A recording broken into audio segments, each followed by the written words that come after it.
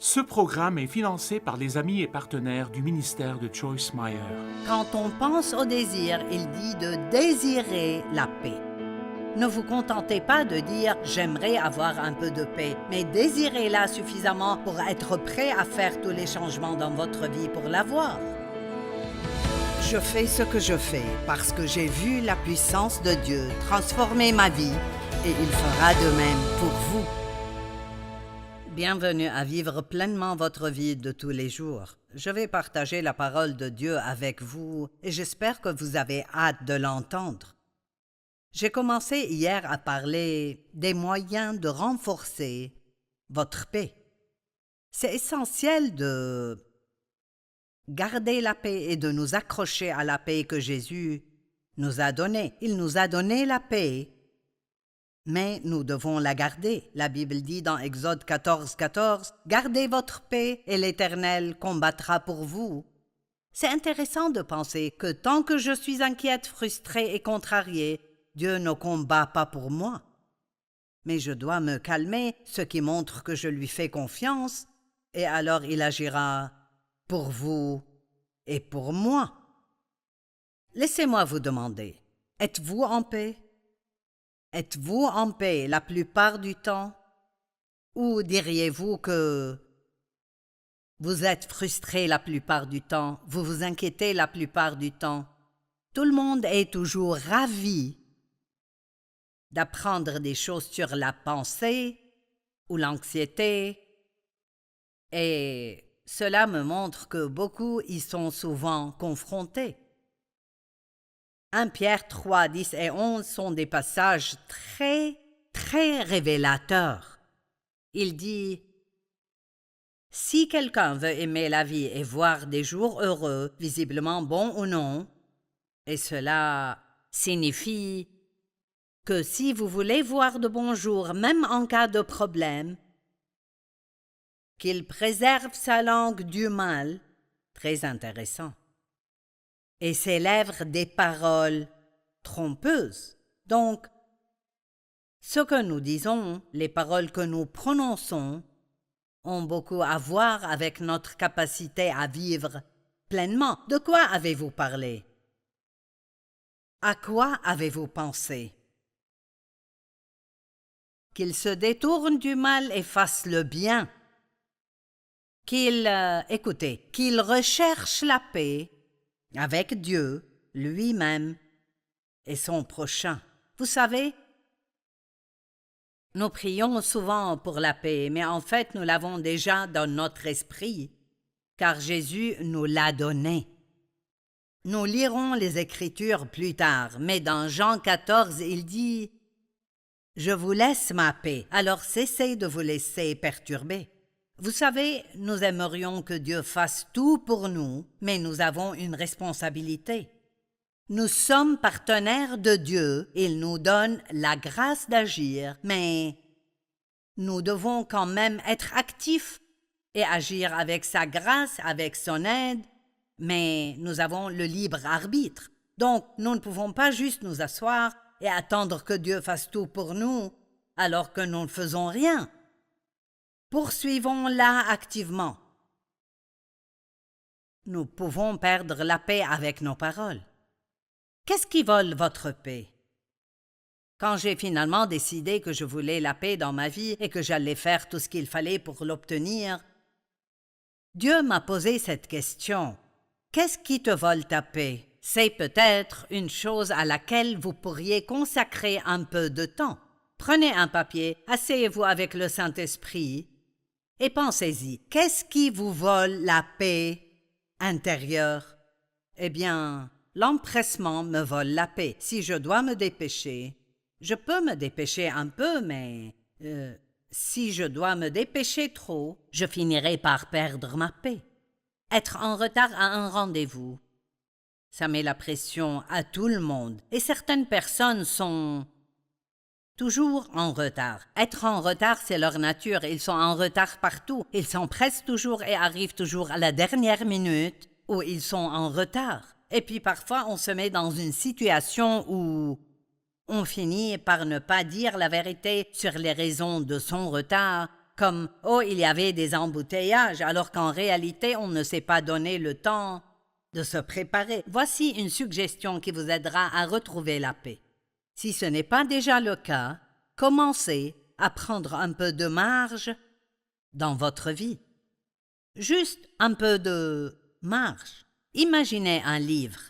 Il y a une marge à gauche. Ça facilite grandement la lecture. S'il n'y avait que des mots, ce serait plus difficile. Et la vie est plus difficile si on ne se laisse aucune marge.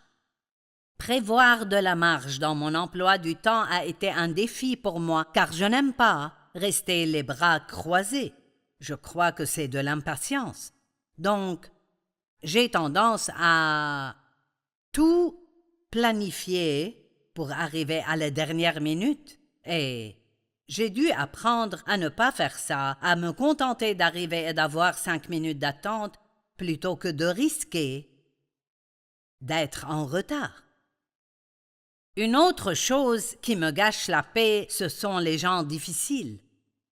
Et je pense qu'on peut dire que le monde est rempli de gens difficiles en ce moment. Les gens subissent beaucoup de stress, du stress financier, juste du stress dans le monde. Beaucoup de gens ne se sentent pas bien. Le stress qu'ils subissent les rend mal à l'aise, grincheux. Et donc, les gens difficiles peuvent me frustrer. Je suis si heureuse que mon mari soit facile à vivre. Avoir trop de choses à faire et pas assez de temps, ça me frustre vraiment. Ça me vole ma paix. Donc, cela est dans notre planification. Il ne faut pas trop planifier dans le temps que nous avons pour le faire. Les imprévus. On a tous des imprévus, alors comment les gérer au mieux? Eh bien, j'ai découvert que lorsque j'ai un imprévu, comme je le dis, toutes les tempêtes ne sont pas prévues. Quand j'ai un imprévu, j'essaye de me forcer à reculer. Si vous avez vu un film où quelqu'un se tient sur le rebord d'un immeuble et menace de sauter, et un négociateur est envoyé pour le dissuader, il lui parle sans cesse, eh bien, j'ai appris que je peux me convaincre de ne pas sombrer dans l'inquiétude et l'anxiété et de perdre la paix intérieure en me disant « Bon, Joyce, tout le monde a des problèmes dans la vie. Tu n'es pas différente des autres. Jésus a dit « Vous aurez à souffrir dans le monde, mais prenez courage, j'ai vaincu le monde. » Calme-toi, Dieu t'aidera dans tout ça si tu restes en paix et si tu lui fais confiance pour te donner les réponses. Pourquoi ne pas se parler à soi-même au lieu de s'emporter et de suivre nos émotions? Nous avons tous des émotions, mais ça sera difficile si nous les suivons. Nous devons rechercher la paix et être prêts à faire les changements nécessaires pour y parvenir. J'ai dû me donner une marge de manœuvre pour trouver la paix. Je dois me réserver suffisamment de temps pour ne pas être constamment pressé. Je dois apprendre qu'il y a des gens difficiles dans le monde et je dois comprendre qu'ils le sont parce qu'ils ont un problème dans leur vie. Et au lieu de m'inquiéter autant de ce qu'ils me font, je devrais penser à ce qu'ils se font à eux-mêmes et prier pour eux. Psaume 34, 15.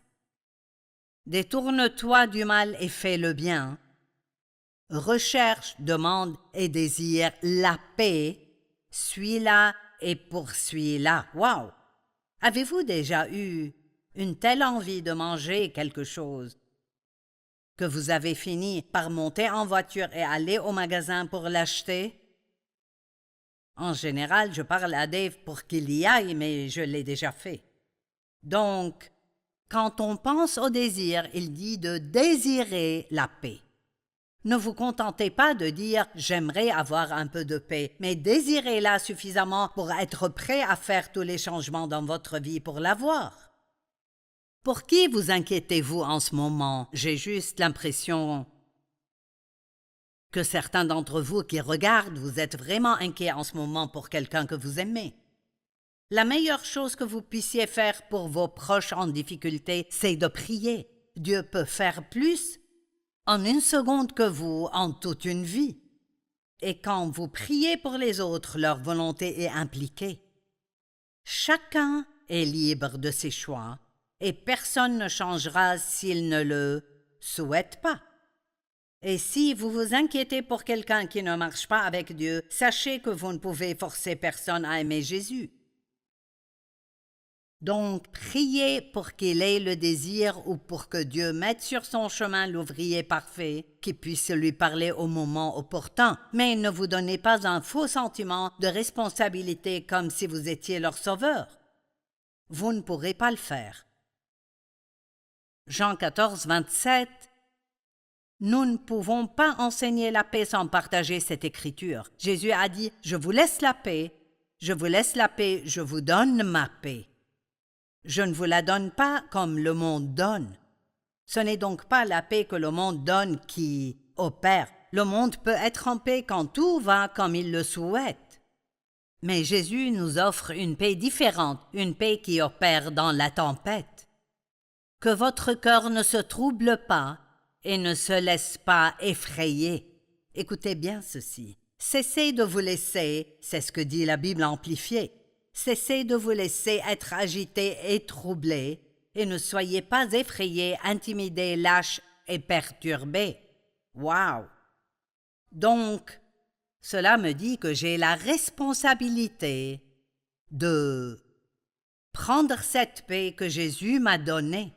Et quand quelque chose se passe qui me contrarie, au lieu de me laisser contrarier, je dois rester calme et sereine sans me laisser aller à la frustration. Nous avons la paix, mais il faut nous y accrocher. Une autre façon d'accroître notre paix est de ne pas nous laisser emporter par la colère. Maintenant, Jacques 1,20 dit « La colère de l'homme n'accomplit pas la justice de Dieu. » Alors, la colère n'est pas la bonne façon de gérer les situations. Quand on nous maltraite, quand on nous blesse, notre réaction humaine naturelle est de nous mettre en colère. Mais la Bible dit « Si vous vous mettez en colère, ne péchez pas. » Que le soleil ne se couche pas sur votre colère. Je dis toujours en plaisantant qu'il vaut mieux se mettre en colère le matin plutôt qu'au coucher, car on a plus de temps pour s'en remettre. Ecclésiaste 7, 9. Ne t'irrite pas trop vite intérieurement, car l'irritation est le propre des hommes stupides.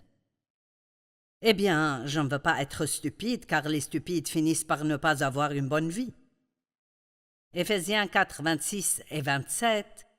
Quand vous êtes en colère, cela revient à dire que tout le monde se mettra en colère à un moment donné. Quand vous êtes en colère, ne péchez pas. Donc, apparemment, ce n'est pas ce sentiment de colère qui est un péché, car si quelqu'un vous maltraite, vous savez, la colère est une réaction normale.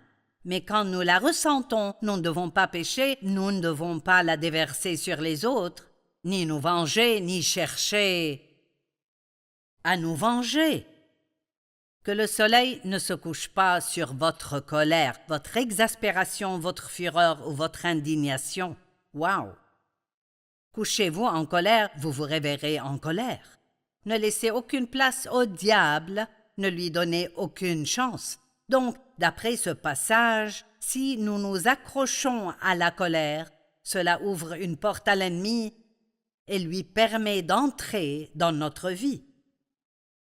Qu'est-ce qui nous met en colère? Les gens nous blessent ou qui refusent de faire ce que nous voulons, les circonstances qui nous déplaisent.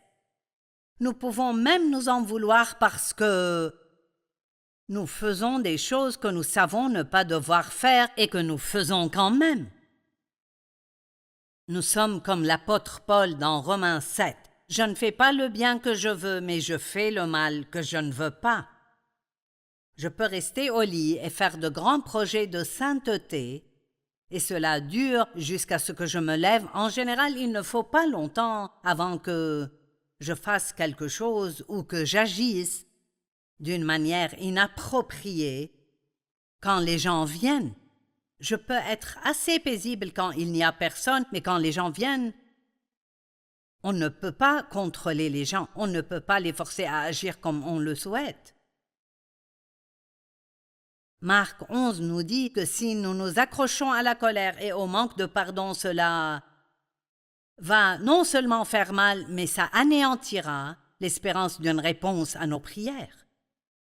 Marc 11, 25, et lorsque vous êtes debout pour prier, si vous avez quelque chose contre quelqu'un, je vous demande contre qui êtes-vous en colère?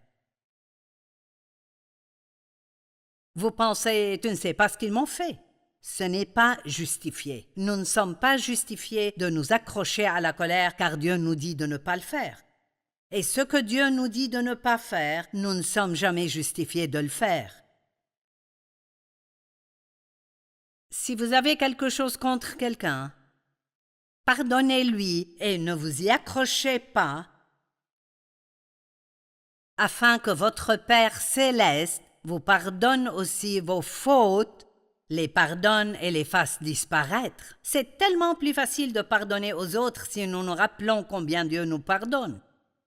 Mais si vous ne pardonnez pas, votre Père céleste ne vous pardonnera pas non plus vos fautes. Apprenons à garder un cœur calme et paisible qui plaise à Dieu. Maintenant, Paul a dit à Timothée, et voici la traduction amplifiée. Il lui donnait des instructions pour son avenir dans le ministère. Dans 2 Timothée 4, 5, il dit « Mais toi, sois calme, serein et sobre, supporte les souffrances et les afflictions sans céder. » Wow! Est-ce qu'on y prête attention? Je suis ministre, je dois y prêter attention. Supporte les souffrances et les afflictions sans céder. Autrement dit, face aux difficultés, ne vous laissez pas changer. Restez les mêmes et faites confiance à Dieu pour vos problèmes. Sois calme, serein et sobre. D'autres traductions disent « garde la tête froide ». C'est une traduction intéressante. Accomplis la tâche d'un évangéliste, remplis bien ton ministère. Paul savait qu'un manque de stabilité nuirait au témoignage de Timothée. Ça nuirait à son onction, il ne pourrait pas ressentir la présence de Dieu. Quand nous sommes en colère, nous avons beaucoup de mal à entendre Dieu. Nous ne sommes pas sensibles au Saint-Esprit. Le Saint-Esprit murmure, il ne crie pas. Et si nous voulons l'entendre et être guidés par l'Esprit, nous devons garder un cœur calme, paisible et doux. J'avoue que ça n'a pas été facile pour moi. J'ai une personnalité assez fougueuse et quand on me lance une pique, mon réflexe naturel est de riposter. J'ai appris que j'étais lente à apprendre dans ce domaine, mais j'ai appris, non pas que je ne fasse pas d'erreur, mais je dirais que 97% du temps, je suis paisible et j'aime la paix. Être en paix est la chose la plus merveilleuse. Pour entendre Dieu, nous devons garder un silence intérieur. Quand nous sommes contrariés, nous prenons de mauvaises décisions.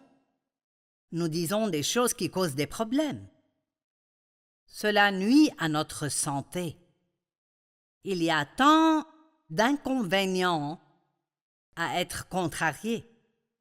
Pas étonnant que Jésus ait dit « Vous aurez à souffrir dans le monde, mais prenez courage, moi j'ai vaincu le monde. » L'Amplifié dit « Je l'ai privé du pouvoir de vous nuire. » Il y a toujours des choses qui peuvent nous inquiéter, nous angoisser ou nous contrarier. Il m'est arrivé quelque chose d'imprévu ces dernières 24 heures et j'avais besoin de venir prêcher, donc j'avais besoin de rester sereine. Et de toute façon, je ne peux rien y faire. Les choses vont se passer comme ça, alors quand ce genre de choses arrive, autant rester heureux, se taire et faire confiance à Dieu. Ayez confiance en Dieu, ayez confiance en Dieu. Le psalmiste David a dit souvent « Je mettrai ma confiance dans le Seigneur ». Et je le répète souvent dans mes prières du matin, « Seigneur, j'ai mis ma confiance en toi aujourd'hui.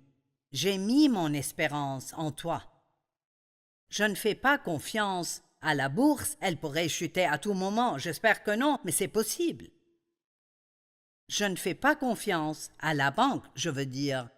J'espère pas, mais elle pourrait faire faillite. On ne peut certainement pas faire confiance aux gens car ils nous déçoivent. Et on ne peut même pas vraiment se faire confiance car parfois nous faisons des choses dont nous pensons « je n'arrive même pas à croire que j'ai fait ça ». Alors on met notre confiance en Dieu. 1 Pierre 5, 6 et 7 « Humiliez-vous donc sous la puissante main de Dieu, afin qu'il vous élève au moment voulu. » Donc, dans l'économie divine, tout est inversé. Il faut être prêt à s'humilier et à s'abaisser dans sa propre estime. Devenez serviteur. Soyez prêt à faire tout ce que Dieu vous demande. Traitez bien les autres, même s'ils ne vous traitent pas aussi bien, et Dieu vous élèvera et vous relèvera au temps convenable, au bon moment. Déchargez-vous de tous vos soucis, toutes vos angoisses, tous vos problèmes, toutes vos préoccupations une fois pour toutes sur lui, car lui-même prend soin de vous avec affection. Vous ne l'avez peut-être jamais remarqué, mais les versets 5 et 6 vont de pair. Le verset 6 dit de vous humilier et le verset 7 de vous décharger de vos soucis. Eh bien, nous décharger de nos soucis sur Dieu est une preuve d'humilité, car tant que nous avons un problème que nous essayons de résoudre nous-mêmes, alors nous sommes dans un état d'orgueil parce que nous pensons pouvoir le résoudre nous-mêmes.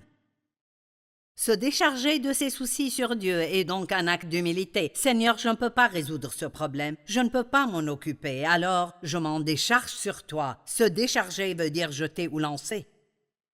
Pourquoi ne pas simplement laisser tomber vos problèmes et faire confiance à Dieu pour qu'il s'en occupe? Ne vous inquiétez pas, soyez reconnaissants. Matthieu 6 nous dit de nous inquiéter de rien. Dieu sait exactement ce dont nous avons besoin. Il prend soin des oiseaux, il prend soin des fleurs, il prend soin de l'herbe, et vous êtes bien plus important que tout cela.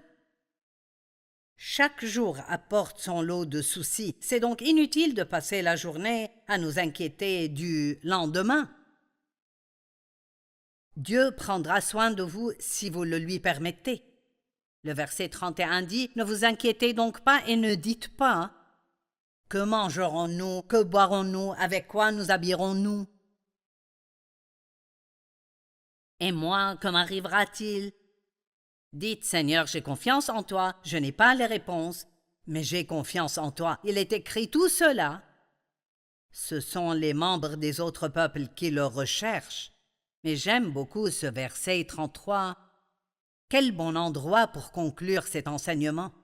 Recherchez d'abord le royaume et la justice de Dieu, et tout cela vous sera donné en plus. Je ne sais pas pour vous, mais je préfère de loin chercher Dieu et le laisser m'apporter tout cela, plutôt que de courir après ces choses et de passer à côté de ma relation avec lui.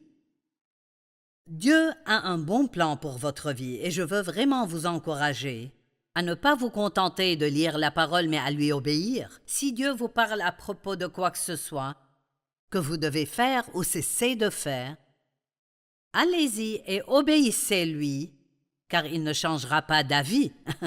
Merci d'être avec nous aujourd'hui et je prie pour que le reste de votre journée soit absolument glorieux. J'espère que vous nous rejoindrez demain car je parlerai de comment avoir la paix avec soi-même.